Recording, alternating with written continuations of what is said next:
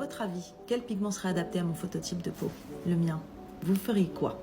Première chose, ce que je vous recommande, c'est d'identifier d'abord à quel phototype de peau j'appartiens.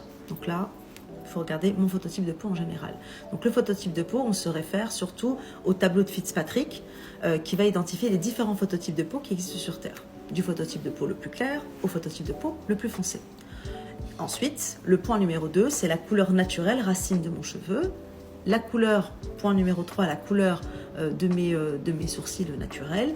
Et point numéro 4, la couleur naturelle de mes yeux, sans lentilles. Donc ça, c'est très important. Et sur base de ça, vous allez pouvoir identifier un phototype de peau. Alors, moi, dans mon cas de figure, par exemple, j'ai un phototype de peau qui est bi. C'est-à-dire que je vais prendre le temps de prendre de la couleur au soleil, mais si je vais régulièrement dans l'eau, effectivement, je vais rapidement assez bien bronzer. Mais tout le reste de l'année, j'ai un teint plutôt bi, qui est clair, mais qui tire un peu vers le jaune. Donc, pour ma carnation de peau, mon pigment le plus adapté serait le brun 2. Et vous, quel pigment serait le plus adapté?